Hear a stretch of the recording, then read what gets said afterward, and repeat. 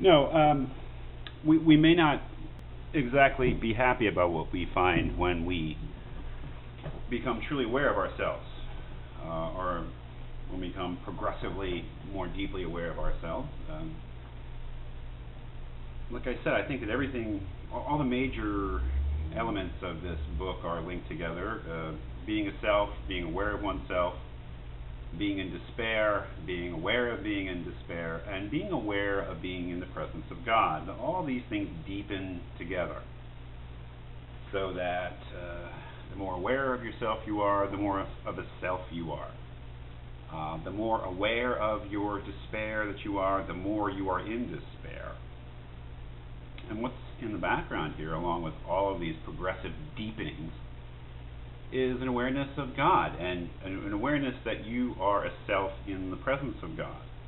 So that the person who is most aware of God, in a true sense, not just the person who talks about God or goes to church or a synagogue or to the mosque or whatever your religion calls upon you to do, the person who is truly most aware of God is, up to a certain point, also the person who's most in despair. Which is to say, for Kierkegaard, Christianity is not exactly a happy thing.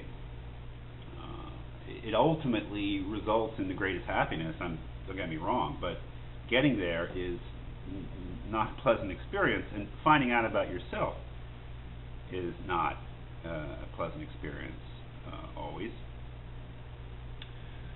So that's kind of where we're heading here. We're looking at the material after page 79, which actually begins not with a description of the most intense, self-aware form of despair, which is a defiance, but with a lesser, less intense, vaguer form of despair. I'm looking at the top of page 80. In despair, not wanting to be oneself, the despair of weakness. Now, he immediately goes on to say that all despair has some kind of defiance to it. But this despair of weakness has a weaker form of defiance, and he characterizes it as not wanting to be oneself. That is, in despair, not wanting to be oneself. And let me just quote something from 82, the beginning of the first full paragraph there. He says, "Now something happens to this immediate self. It runs up against something, or something runs up against it, which brings it to despair." So something happens to the immediate self, and I think for Kierkegaard, in his language, immediate means unreflective. That is, to actually know the self, one has to mediate the self. And the mediator is a concept, or a group of concepts through which one knows something.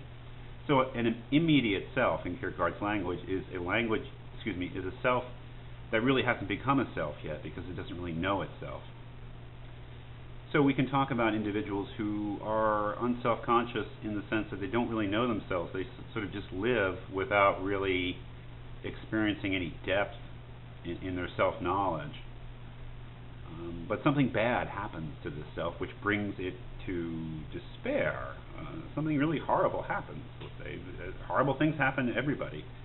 But I think Kierkegaard's more interested, what are the results of that?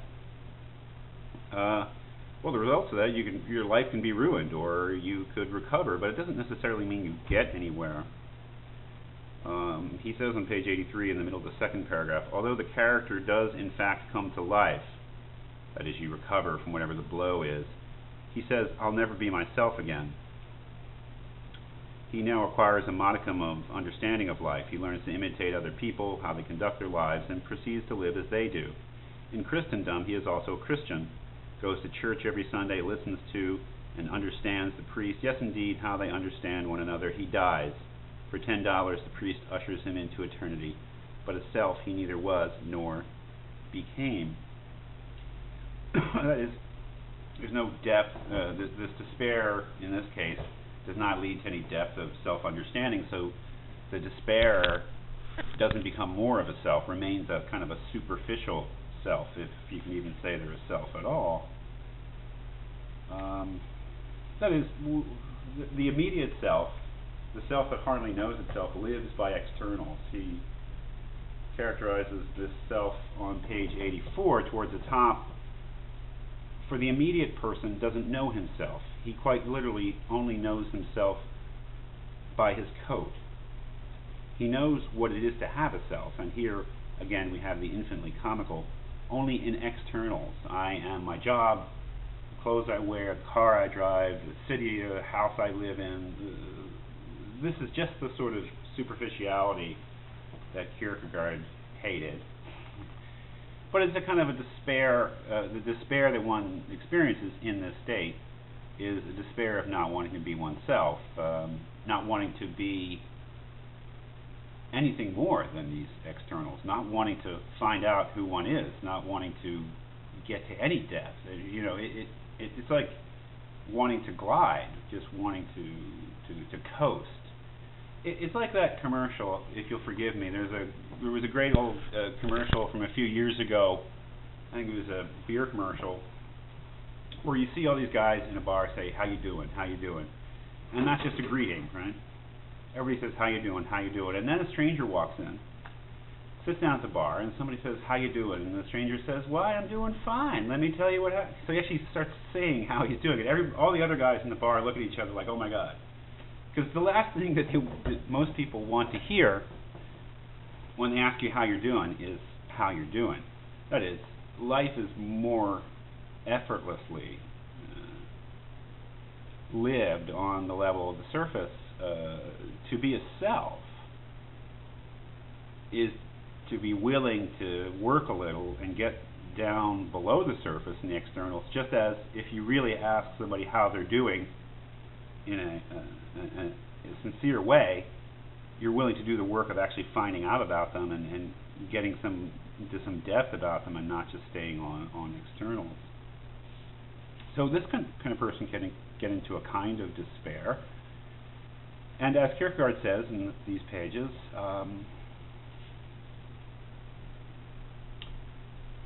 it usually something bad happens to you and you despair over something earthly, he says.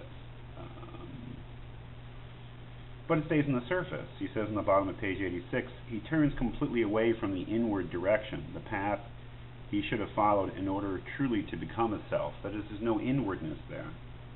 But then there's another step, importantly, and that is, as he says in the bottom of page 91, number 2, despair of the eternal over oneself. And this is where despair starts to deepen, where we get less superficial and also deeper into despair because we become more self-aware, where we no longer are despairing over something earthly, like somebody died, or I was in a terrible car accident, or I've lost all my money, or something like that, but to begin to despair over oneself, over something inward, which is in a way a mark of progress. For instance, maybe it's a despair of guilt. Maybe it's because you can't get over something that you've done that you feel guilty about. It may involve conscience.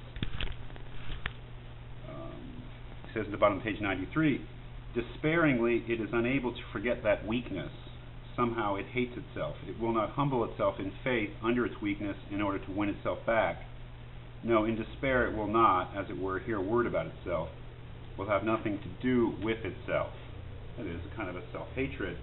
Definitely on a deeper level than the kind of despair of something external and earthly. It's more having to do with spirit, because it's internal. It has to do with one's moral and free being rather than the externals. But still,